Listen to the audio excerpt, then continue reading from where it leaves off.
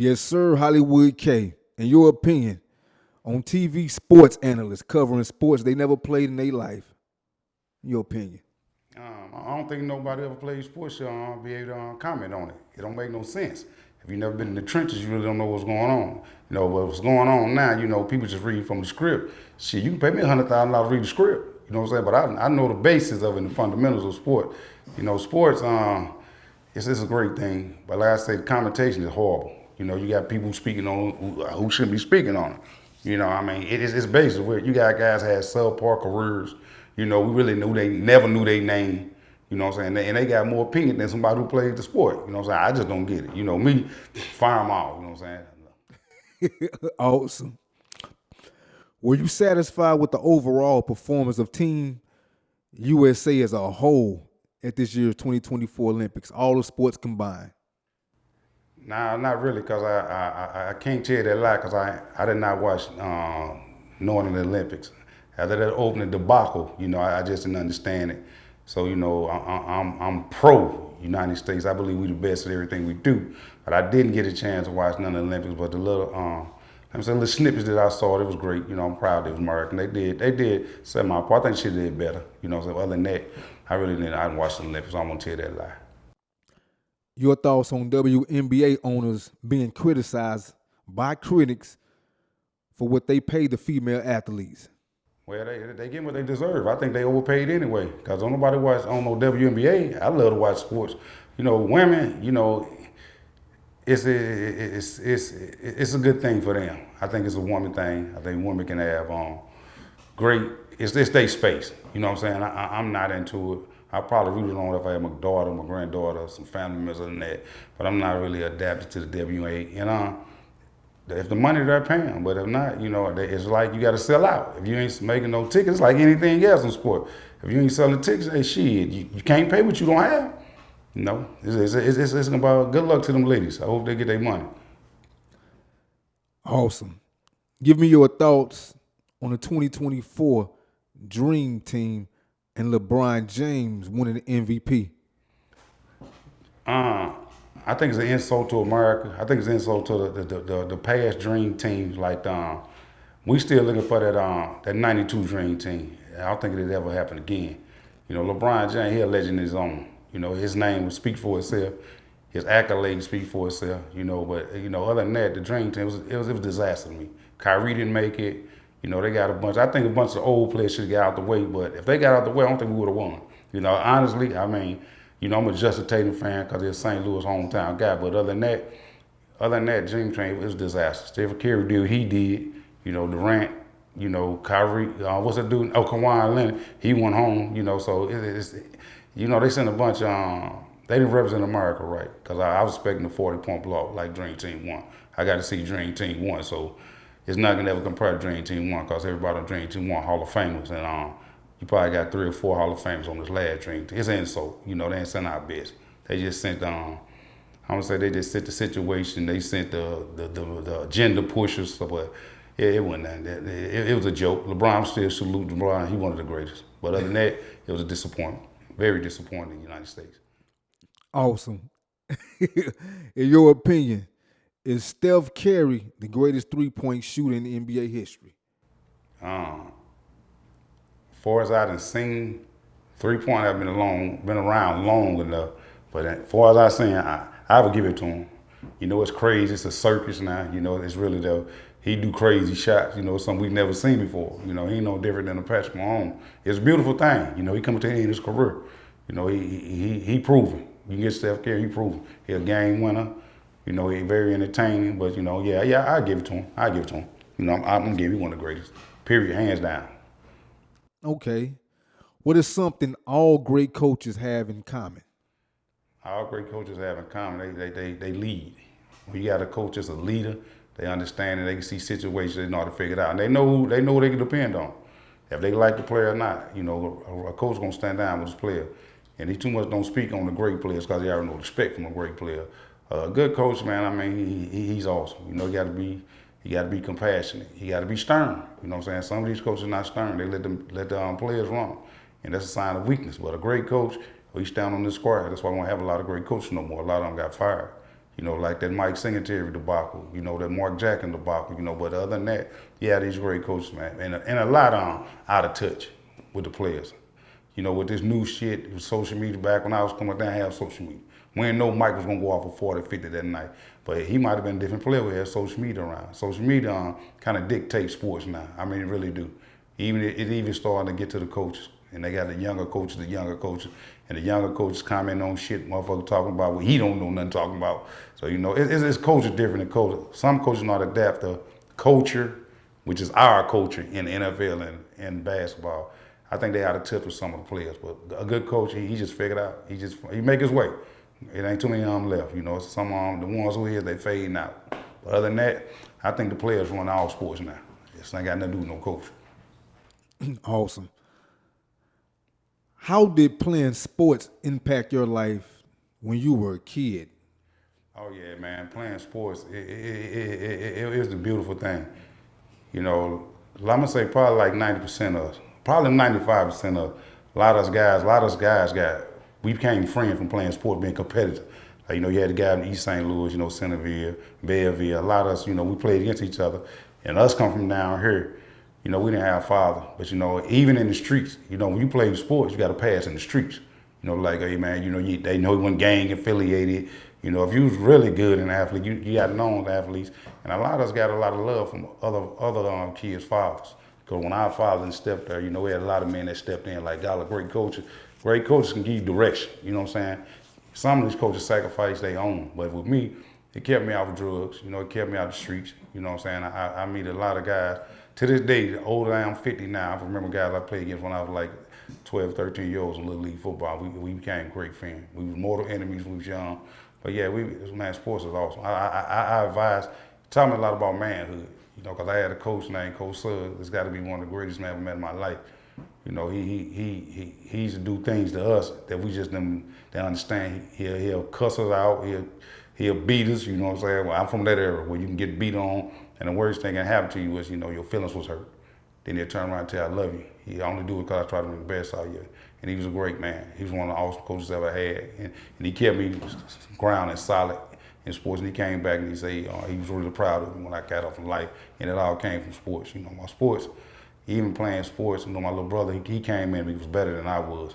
So, and I love my little brother for that because he watched his big brother play sports. And like I said, I seen the other brothers and little brothers. You get to send the same last name in sports, and it can detour. Sports can impact you a lot of ways. It can impact the community, because sometimes community can wrap around. Like East St. Louis, they got a big following. I mean, they get loyal fans. East St. Louis, Flyer, the Tigers, the Elbow Lincoln, they had a hell of a rival. Like I say, my school, we didn't have no rival. But other than that, man, you meet a lot of great guys. You do a lot of traveling. You get to see the good in people's parents. Parents are really good around.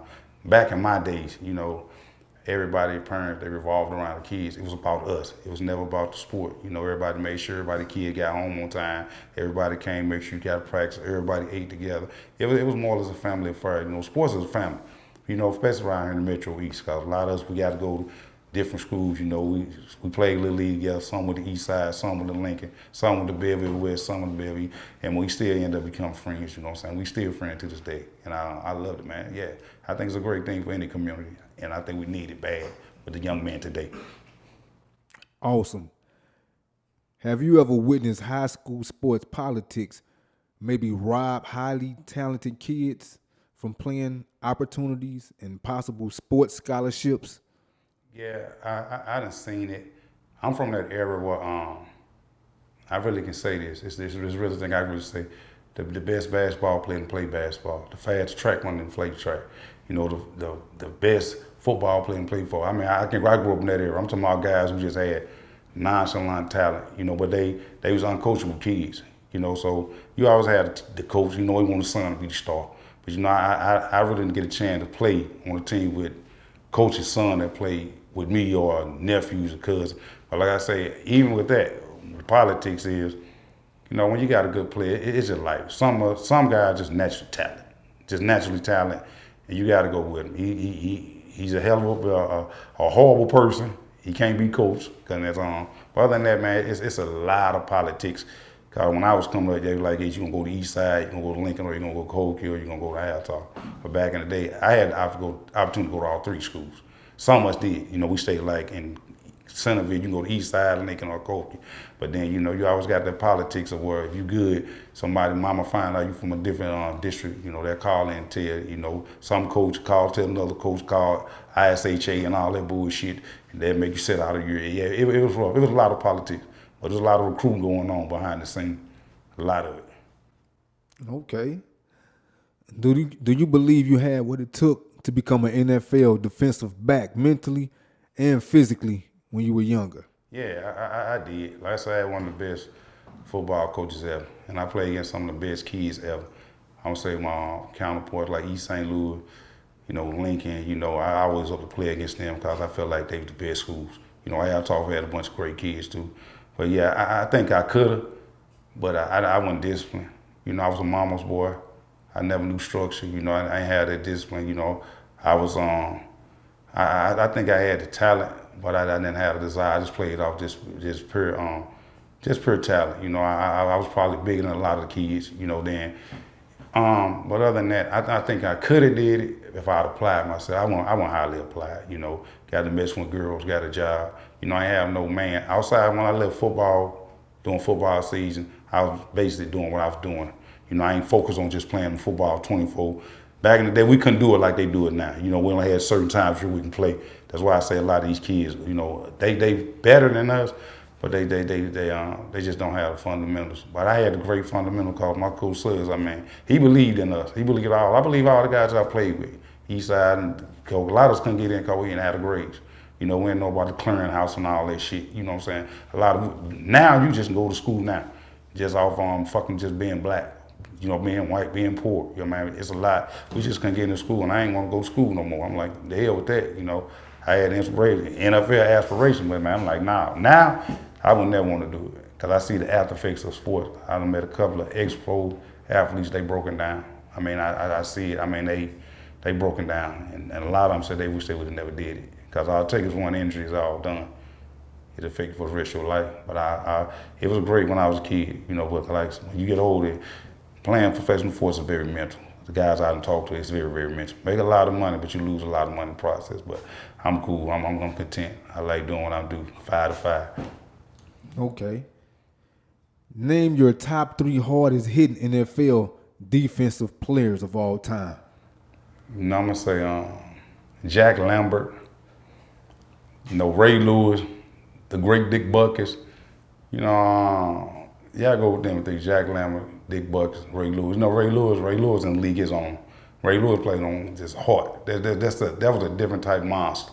He could have played in any era. You got some people can play, but Ray Lewis can come right now and do what he do. I guess it's just his intensity, his belief. Ray Lewis, I always thought he was the best on the field. You can't be nobody like that. Ray Lewis played just hard. It wasn't even hard. He type guy play with a leather helmet, he'll play without a helmet.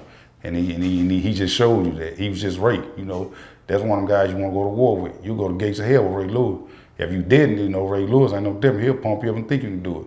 That's the type of guy you want on your team. And I just think Ray Lewis got to be undeniable one of the greatest football players just from the way he is. His intensity. But I'm gonna put Ray Lewis. There's no other 3 outside of Ray. Ray Lewis, just Ray Lewis. Period. Greatest defensive player ever. Okay. Did you play the game of football violently in high school? Oh yeah. I played it violence recklessly. I was an uncoachable kid. If I was a coachable kid and had a lot of discipline, I probably been better than I was. I can remember one time I playing a football game. It was funny. I hit somebody so hard, I'm standing up, the play over, I'm standing in their huddle, and they looking, they trying to get me, this is a concussion. I had a concussion. Yeah, I'm standing in their huddle. They tell me, you got to go back on the other side, team. They calling my own team, tell them back, come on, man, you supposed to be over there. I'm looking at them like they crazy. But like I say, back in the day, the concussion protocol was nothing. We called it a stinger. I think everybody who played football who was all hard, you either got hit hard or you hit somebody hard. And everybody, if your ass ain't never had no concussion in football, you never football player. You never was cause every hard hit I know had a concussion. Where you gotta just sit there, take you 4 or 5 plays, get right. When you hurt, when you gotta go on the sideline and just get on your knees and kneel down for a minute And I'm talking about, and you know, basically, and our record, like I say, when you see them white lines, that's concussion. So I really think everybody that I ever came across had a concussion. All good players. I haven't met one ever who say they ain't see them white lines. I'm telling you, that's a concussion. But me, shit, I had several of them. That's why I'm probably brain dead now. Ooh, okay. I remember you being a very big time Brady fan and New England Patriots fan. What changed that? You know, I'm a wagoner. You know what I'm saying? I'm a gambler. You know, if shit, let me see one of these old. You know, I like the best. I'm not gonna lie. You know, I show no loyalty to no NFL team. You know, I might say Kurt Warner this week. Next week I might say some shit like, you know, what's the guy? Shit, I might say somebody like Warren Moon was the best. I think Warren Moon was the best by stats ever. But Tom Brady, Tom Brady was one of the. He's a legend. He's a legend. But I'm not really no New England Patriots. I'm just anybody who a winner fan. Now you listen to me, you be the fool. But next week I might be a Philadelphia Eagle fan. I think I got a gear for everybody who winning. That's just me. I'm like that. I don't think nobody the best. So I got to come with this question to add to that. What reason do you have for calling Tom Brady, Aaron Rodgers, and Joe Montana overrated? These are your words.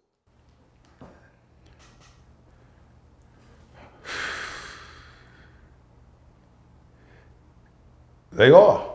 I won't renege on that. I just think Mahomes is the greatest. You know, you always got somebody gonna be better than the next person. And Joe Montana, he was overrated. Talent was down. He didn't play against the best. Aaron Rodgers, he was lucky. You know, you know somebody bad when they just fall down and tear Achilles in practice. You know, and Brady, you know, he won a couple off luck. I don't think it was Brady. It was his team. Brady had good teams. He had great teams. He had great teams. There's plenty of people who beg to differ. No, they can beg all they want to. They can beg all they want to. Stats don't make you the greatest. Awesome. Do you think that professional sports is rigged in today's time? Nah, especially not football. You can't rig no damn football. You probably can't rig baseball because one player can't define a whole fucking game. I mean, you can't. You got to have from the top to the bottom. They all got to be in on that. You can't just come to me like, oh yeah, Kendrick, man, I'm gonna rig this game now. Fucking around missing the catch, you probably can rig it like that. But I'm quite sure. I think it's too dangerous to do something like that. It's too humiliating to do something like that. I think some people still do, but I think you can see it. If you see something rigged, you can see that shit rigged. You can see it's rigged. You might have bad plays and all that shit. That's in any sport. You know, got missed calls. But other than that, football and basketball, that shit too hard. I mean, it's just very too hard. Cause you basically see it. You know, you basically see it. You can see somebody bullshit. But when you doing some rigging shit, that shit got to be top and bottom. You got over 200 or 300 people involved at a rig a football game or more. You know what I'm saying? Including me. Yeah, it's hard. I don't think it's rigged. Awesome. Bad plays and bad calls. I can go with that one. What makes Patrick Mahomes your pick as the greatest quarterback of all time? I mean, it's just something. He pulled off a Tiger Woods or Michael Jordan. He pulled off one of them, LeBron James. You know, some guy just is at a level that even if he don't win no more Super Bowl ring, he done did things that we never seen before. We'll probably never see again. You know, LeBron did the same thing. Michael Jordan did the same thing.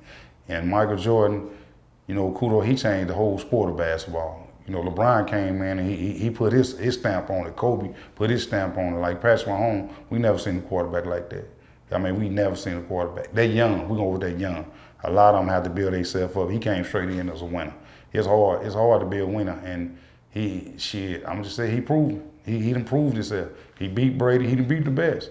You know, and the best that came back, put the whooping on him. But you know, he in my eye, you have decades of people, but in my eye, that's one of the greatest players I've ever seen. Cause everybody say, shit, Jim Brown the best running back. Everybody say, shit, Bill Russell best, but we never seen these people play, so I never did. But I got to see this guy play. I got to see him grow. So he's still growing. He's number 26, 27 years old.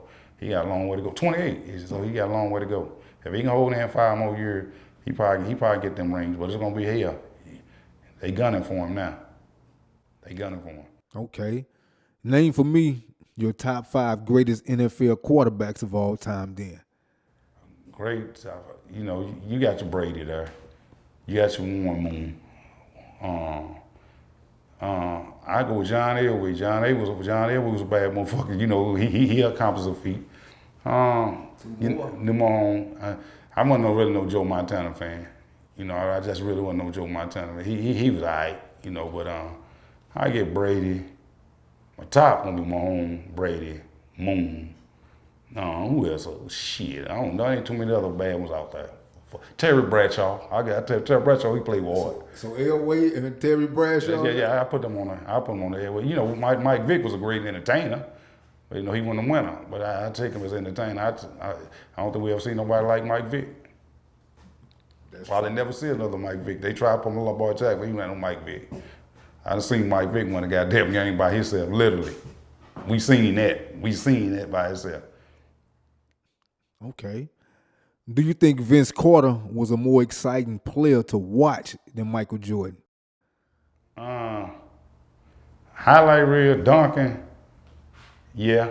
But winning and clutching, it's no competition. Mike Jordan take over game. Mike Jordan, he was always poised. You ain't know Vince Carter with the ball, but you knew Mike Jordan with the ball. We knew this. I mean, it wasn't no, it ain't no different than what happened to the San Francisco 49ers, San Francisco Fools. When you're in that 4th and 1, you know damn well Mahomes gonna run the ball. I don't know why y'all just didn't do it. And the dumb coach, some motherfuckers make dumb decisions like they coach. When they flip the ball, why you defer? You know that's what Kansas City won't. And you gave him so you basically gave him the game, the Super Bowl. But Michael Jordan, all you did with Mike Jordan say a prayer. You hope he missed, but 99% of the time he gonna hit in your stadium. So Michael Jordan lived for the moment. But Vince Carter, we ain't never seen no shit like that. He's the first man I ever seen fly. I mean, literally fly, for real. But yeah, he more or less entertained, but he wasn't a winner either. But Michael Jordan was a winner. It's different when you're a winner. Okay. What power forward are you taking out of this? Dennis Rodman, Tim Duncan, Charles Barkley, Karl Malone, or Kevin Durant? Dennis Rodman. Dennis Rodman can change the flow of the game. Dennis Rodman was mental. Dennis Rodman didn't care about scoring. Dennis Rodman looked straight to your face and said, I know my job. When you don't know nobody go out and get high, just lay up, wrestle, do what he do, make videos, hang out with stars, come to practice late, say shit, I'm gonna go out and get your 18. And go out and get your 18 and motherfucking with 3 rings. Shit, y'all gotta think, Rodman a winner. Everybody's looking at the Bulls. Rodman been a winner ever since he been in the league. But when Rodman started that chaos in the league with all the blue hair, the red hair, the stupid shit, but Rodman gave Jordan hell when he played for the Bulls. You know what I'm saying? When he played for the Pistons. So Rodman, every star tell you, Rodman was the hardest person to play against. And he played for the love of the game. And he played hard.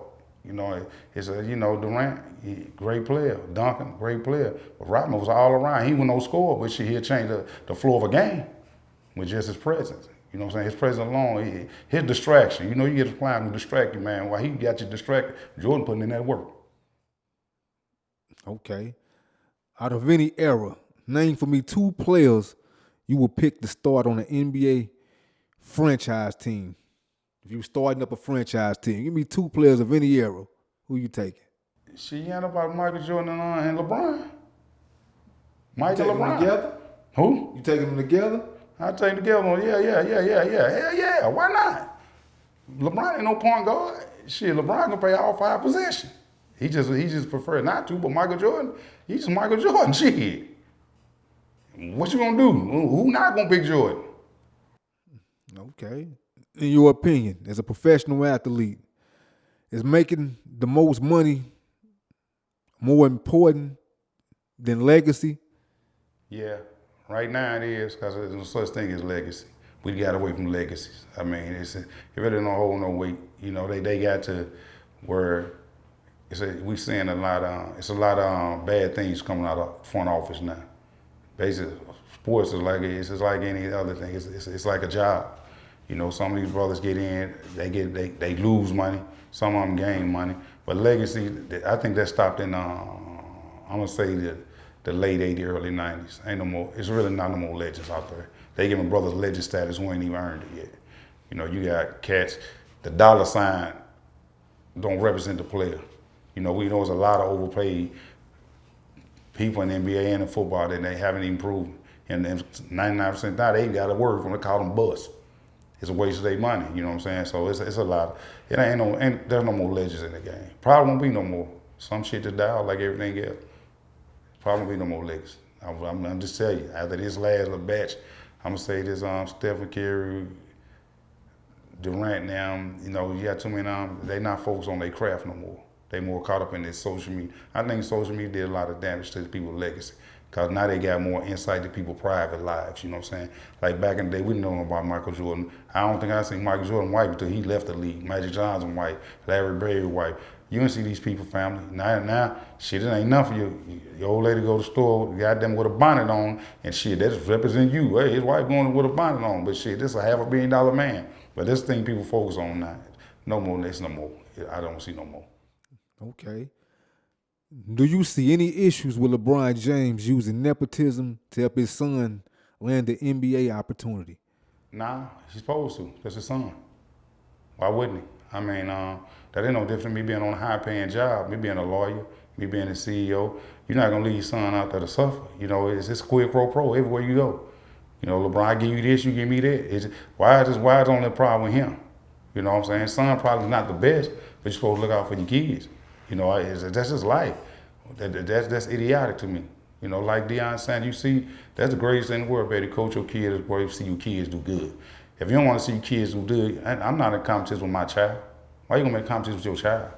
If he can get it, let him get in. You know, let him work. He gonna probably become a good player. You know, it's in his genes. Some shit just in your bloodline. We know a lot of players out there who ain't shit, but you know, they just got that talent. You just can't deny their talent. You know, they ain't the brightest on the bulb. The average, look, you gotta look at Lawrence Phillips. He probably one of the greatest running backs ever, but he had mental issues going on. You know what I'm saying? He couldn't be stopped when he was on the field, but it's just shit he was going out the field. Think about Allen Iverson. Allen Iverson's career was basically based on shit he did off the field. Look at Michael Vick. Michael Vick was a legend. The shit he did off the field that they didn't have nothing to do with him, really. And shit, man, I mean, LeBron, that's an awesome thing. You know, it probably comes once in a lifetime. You know, everybody got a lot of criticism on everything. You can't criticize a man about his child. Now, if he didn't do it, people have, you know, it's a damn if you do, damn if you don't. But you know what I'm saying? He is a no. Everybody's focused on this one. The little brother better than him. The little brother gonna earn his weight. Look, Mike Jordan had 2 kids, 2 boys. That was real good. But he just didn't have his hand, his reach out like that. But yeah, I think Michael Jordan was already out of the league when this boy was playing basketball. But yeah, LeBron, he just awesome thing, man. I can't even comment on that because I would have did the same thing. I do it with my brother, my cousin, my best friend. I do it too, man.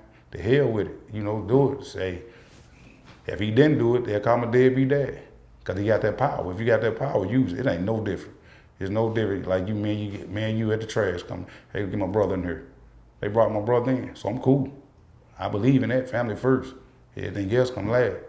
Saying this is a blessing. At least he's in a position, and his son they have a great dad like that. Even with them Sandal boys, it look good. I agree. Yeah. Was the Mark McGwire, Sammy Sosa, and Barry Bonds era the most exciting years of Major League Baseball? The greatest, the Juice era. You know, I was there. I got to see it. I was there. When all them brothers on them steroids, I knew it was good. From Palmyra, it was a whole league on. It's just they didn't get caught. That's when you had shit 20 baseball players hitting 60 home runs. We'd never see that again. I believe they should use steroids. Ain't nothing like the home run. Shit, I mean, that's your choice. It's no different than doing drugs. If that's your choice, that's your choice. Everybody is cheating. Only thing about the cheating is your ass just ain't get caught. That's all it is. I mean, it's been going on for years, from taxes, from everything. Now, when you get caught, it's hell to pay. But when Mark McGwire was doing that, man, that was the most beautiful thing I ever seen. I never liked baseball, but you knew shit within the next shit, man, they were changing the game. The home run, you barely got 5 people hitting 20 home runs now.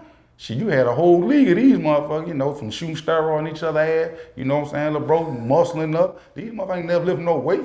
You know, Barry Bonds went from looking like you, shit, you know, he got a forehead like Mike Tyson. You know, this shit happened in the year. I loved it. I loved it, bro. Shit, the juice era, that's what they call it, when they was shooting that goddamn steroid. I prefer the juice. Let them do it. They gladiators, what they get paid for, entertain. Ain't no different than the clown back entertaining for the goddamn king. Entertain me. I pay for him. Shit, hey, it's your health, not mine. You don't think you can reach that potential without juicing? Shit, boy, when they say you put horse blood in your blood and make you kick like a horse, hey, if I'm in that league and it come with a check, hey, some people mentally like that. Some people just mental. Like some people, the hardest thing to do, I'm telling you, the hardest thing to do, and your cameraman tell you, man, is work out. It's hard. That shit ain't easy. That repetition, man, I'm telling you, in that third rep, you want to give up, you got 10 set for the day, man, that's kill you. It's mental. Lifting weights mental. And you know, like I say, I was watching something about Ronnie Coleman, not to get outside. Ronnie Coleman say, man, he was trying to be Mr. Olympic, he just couldn't get it. He say he hit that juice and it was nothing. 8 times in a row. We never seen it again. I mean, I'm serious. He said it. And I was hurt. Cause I thought he was all natural. Ronnie, he admitted it. But at the end, it's a downside to it. You crash, you break down. I mean, and it's hard to keep that muscle mass going. Like I say, you know, your camera, I can tell you, man, it's hard. When you let it go, look at these NBA players, man. You see them, these football players, man, you see they unrecognizable. Cause they ain't eating right no more. They ain't constantly up, they ain't constantly on the move. Shit, they eat a donut, man, they gain 20. Then, you know, they got the drinking, they got the smoking, I mean, once your diet go, it's hard. You know what I'm saying? Like I said, I was 165, man. I'm damn near touching 265 now. That's almost 100 pounds. Oh, I mean, it's that serious, bro. I mean, it's life that you can stay tuned, but that working out, you gotta be mass. Cause that muscle, that shit'll turn to fat real quick. Real quick. And it's hard to get back once you let it go. It's hard. It's psychological, man. But me, like I say, I'm kind of scared of what I put in my body. Like I don't even take pills for pain. You know, I'm scared of getting addicted. You know what I'm saying? I don't take none of that. You know, it's good, but I'm just scared of getting addicted. It's something psychological with me. I couldn't do it. I just couldn't do it. Never had the opportunity to do it, but I couldn't do it because I'm scared. I'm just scared of it because the side effects outweigh more than you know, just the performance. I wouldn't do it. Okay, then I got a trivia for you. Sports trivia. Come on with it. Which St. Louis Cardinal won a 2011 World Series MVP? St. Louis Cardinals 2011. That's the comeback. Freeze from St. Louis. You got Jim Freeze from St. Louis. Yeah, Lafayette Gray. Yeah, Freeze. Yeah. What was his number? Please don't tell me it was 7 or 17. Hold. 23. There you go. 23. I had to throw that in there because you know it's a lot of greats with that number. LeBron and Wood. Mike Jordan. Yeah. Jim hometown hero, St. Louis, baby. It's it. Okay, man. Name for me your top 5 favorite boxers of all time. Now, you know, boxing. You know, I was hurt with boxing. When I found out boxing was rigged, I only got one, just hands down, because I'm from that era and I got to see it. This is Mike Tyson, man. I don't get nobody outside of Mike Tyson. It's the punch. We not going through all the, you know, we go to boxing to see motherfuckers get knocked out. I don't know nothing about the Floyd with finesse, man. I ain't got time watching that shit. I want to see knockout. I want to see the when he hits you, you just scared. You know, your whole life changed. Mike Tyson was a life changer. This is me. Ali, you know, he was an entertainer, you know, but other than that, boxing, Mike Tyson, period. Mike Tyson, period. You know, some people that like baseball, I can never understand baseball. Man, let me hit a home run. I want to see no goddamn me put the ball in. Nah, I want his home run. So Mike Tyson, I can't name no 5. I only know 5 boxes. Shit. I'll tell you a lie. I only know 5 boxes. I'm telling you that. Okay.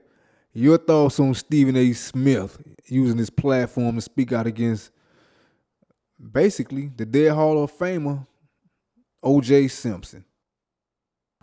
Man, in Faison Love Word, man, where they find these brothers at? But you know it's a clean version. Come on, man. OJ, like they say, man, he was tried. and he was proven innocent by his peers, by law, court law. No matter what his public opinion say, he was proven innocent. And you know, I listened to the great Judge Joe Brown give his take on it, and like I say, you know, it's just a life. You know, Stephen A. Smith, he an entertainer. He get paid to do what he do. You know, you got people just do what they get paid for. You know, I don't know if he felt in his heart like that. I don't know why he would even say nothing like that. Why he would even, you know, it's sad. It's a sad day, man. You know, you gotta stick together, bro. You know, he's the first one to push all that other, you know, but Stephen A. Smith never turned down, you know, his own people. And it's I can't comment on it because it's him. That's his opinion, like my opinion to him. It ain't nothing but an opinion, but Stephen A. got a job to do. I don't think it come from his heart. I don't think he really believe what he be saying. But that's what on him. You know, Stephen A. Smith, he got a lot of beef with a lot of brothers, which, like I said, we don't carry for our culture over to his culture. Stephen A. Smith probably ain't from the block. Somebody CEO don't think like a brother from the block. We don't think the same. I don't think like Stephen A. Smith think. You know what I'm saying? Stephen A. Smith push agendas that I don't support, and Stephen, I wouldn't even engage in conversation with him because he a loud mouth. He said he got what, 7, 8 sisters. You can expect that from him. You know, panties, men wear panties too. You know what I'm saying? But hey, Stephen A. Smith, keep it moving, brother. Awesome. Your thoughts on NFL running back, well, the NFL running back who got caught on video knocking out a woman. I don't want to say his name, but yeah, that's disturbing. You know, but that's what I told us, like with the new stuff going on, bro. So it's a lot of people. You done had the insight to OJ and them beating on their women. You done had the insight to, you know, shit. Let me see, Lauren Phillips doing it. You know, you usually see, I mean, these old people, everything is polarized. It's polarized more than what it is. You know, domestic violence, we don't condone domestic violence, no shape, form, or fashion. It was a bad decision by here, you know, but some of these cats are over emotional. They can only relate to a woman because they have women feelings. You notice how some of these guys here, they women raised. You know, you got the mama football coach. Go look at a Little League football game. I mean, you have mamas out there complaining about their kids not playing. Your kid, you know, I'm just, for real, this is first year playing. He really don't know what he's doing. But you out there trying to tell the coach how to do it. But hey, hell, in the Little League, they need to get rid of some of these coaches. You can't coach no Little League kids because you know how to play Madden. You know, you can't have these kids out there just being polarized. But I mean, it's a lot of over emotion. I had it. You know, I had emotions because I never had a man stomp down. But my coach, he kicked my ass. But I don't know, I had 4 months of this shit. And after 4 months, I'm going back to my motherfucking women ways. You know, because my mama going to baby me. Oh, don't treat him like, you know, that's what it is. A lot of these boys, they pampered by their mamas. You know, they went to resorts. Like they say, they changed to their mama. They wearing girl hairstyle. They wearing hot pink. You know, you can't even separate the boys from the men no more. They scream, they don't yell. You know, they have no sterns. And they over emotion. These cats are over emotion. You know, a man can tell, hey, baby, I'm going to move away. Walk away. You ain't got time to be going on. 2 women going to go back and forth with each other. A man going to tell you, baby, hey, chill out. One time. And it's over. If you can't leave a relationship, don't be in a relationship. But you don't attract to who you are. You know what I'm saying? So if he had that type of woman, that's the type of person he is. But, you know, some people just don't. Some of them think they bigger than who they are. But reality, put your ass back, say real quick, getting them goddamn with them steel cuffs. No, but I don't think it was just sad. You know, it's a sad situation for him. He lost his career. Quote unquote, they said it was a mistake. It wasn't no mistake, man. That brother knowing what he's doing, but he knew what he had. You know, if you got a big mouth, that ain't the first time. That's the worst problem about it. Everybody like, oh, it's the first time. That's not the first time. That's not our first time cussing them out. That's not our first time putting our hands on them. You know, but it is like that. But, you know, him, I feel sorry for him, and I feel sorry for the brother. And there's no therapy. You know, some people, we not living our wrong and our wrong. Do you need therapy, man? Some things is right and wrong. In America, we got to bring back shame because people have no shame. If you got shame, you feel bad about what you do, man, you ain't got to apologize. You know, people do things and now you want to apologize. No apologies because you never did it. It's hard. You know, it's hard with some of these women because they mouth. But if you got that woman in you, that female energy, bro, it's going to come out of you. The average man's hard. It's hard to be a man. It's hard to be a freaking man. I'm telling you, it's hard to be a man. But him, I feel sorry for him. I apologize to the women for him. But you know, some of you women know how you are. You know, say, leave it alone. Some men, you know, you're dealing with an emotional man. You know, but they, like I said, but they think money can buy everything. Money can't buy something. Money can't buy respect. And money can't buy common sense. And that shit free. I promise. Salute, baby. Hey, I want to ask you. I know you patriotic. You're very patriotic, like myself. So, what's your take on Brittany Griner and Colin Kaepernick refusing to stand for the national anthem? I think it was a disgrace. I mean, it really didn't achieve nothing. I think it just was a crybaby spoil, kid who got the position got took, and he just didn't know how to handle it, and he need that attention. He been babied all his life. I ask everybody all the time, man. We sit around here, yeah, I'm gonna play that card because it's one of the cards I can win with now, the spade card. Man, I ain't never seen Colin Kaepernick Black Daddy. You tell me because you put braids on her, you one of us. Kendrick Lamar just separated a lot of these brothers. Y'all ain't none of us. Just tell me. If anybody seen Colin Kaepernick, Dad, send it to me. I'll send you $1,000. He just said he was black. He don't have our nose. He don't have nothing we went through. Colin Kaepernick ain't never been pulled out, had a gun, put in his face, excuse me. He ain't never seen his brother. He ain't never been inside no prison to see nobody he know he loved. Colin Kaepernick never had that. I can't relate to you, homeboy. You just one of them people when I was young, you got your position took. And you need to, you just need the way to act out. He acted out like a kid. That's a cowardly act to me. Then for brothers to go along with it, man, we ain't sheep. That's not all us. The brothers who stood up, don't shame them. Everybody understand. We need to start doing more research as people. Black Americans, we the only person that fall in every war that America ever had. Black Americans. You know what I'm saying? But everybody try to leak. Man, you ain't no African homeboy. You might look like one of the Arab dudes, but Colin Kaepernick look like me. Colin Kaepernick ain't got my nose. He ain't got my skin color. He ain't got this texture of my hair. We rock rays, baby. He should look like an S curl, but it's natural. We don't do that. You know what I'm saying? I'm just keeping it real. Everybody got on that wagon with it, but what have he done? He cashed in. We didn't. He cashed in. You tell me Colin Kaepernick, whatever block you seen Colin Kaepernick stand on. Colin Kaepernick probably ain't never seen a blunt until he got to college, see them brothers come up out of LA with it. He don't know nothing about that. Now you go out there and, man, you ain't one of us, man. Stay on that other side, homeboy. That's how I feel about him. And anybody who rock with him, I feel the same way. Go over that sheep. Over here, we tread through the mud over here. I seen brothers put that work in. I seen brothers, some of the brothers go along, they just go along because they guilt, female energy. The brothers who stood up like, nah, we ain't doing that. We're not gonna misrepresent this country. If you don't like it, you can leave it, baby, and I'll help you pack. Matter of fact, ask me some money, I'll donate to your flight ticket. Trump gave you out last time. We get one-way tickets up out of America. Leave. Colin Kaepernick, he's nothing to me, dog. It was a joke. You don't want to walk away with that cash. He the only one to walk away with that cash. I don't see no sinners where I come from. We're in the poorest of the poor. I don't see no Colin Kaepernick sinner around here. Probably when you shake my hand, he see a brother in the street. But you got your hair braided. Come on, baby, stop playing with me, man. America first. I never kneel before the flag. Never. It's my flag. Like an African says, it's his flag over there. It's my flag. And I'm gonna do whatever I can to stand for it. And I love it. It gave me emotion when I heard the national anthem. I'm emotional. I love it. This country offered me a lot. You earn it in America. Someone's given to us, someone's earned it. I'm cool where I stand there. Colin Kaepernick, he ain't nothing but a football player. Entertainment and that's all you need. And you ain't nothing but an entertainer. You ain't no different than a clown. So go join the circus, because which was a clown. And you ask him about what he stood for, police brutality. Oh, the police ain't killing us. I know a lot of great police. Don't do shit to get killed by the police. All I do is cooperate. It's incidents, it's life. It's life. You got the bad police, you got the bad. But hey, you got a lot of bad actors. We represented by a lot of bad shit we do. You know what I'm saying? I'm just for real. I fear.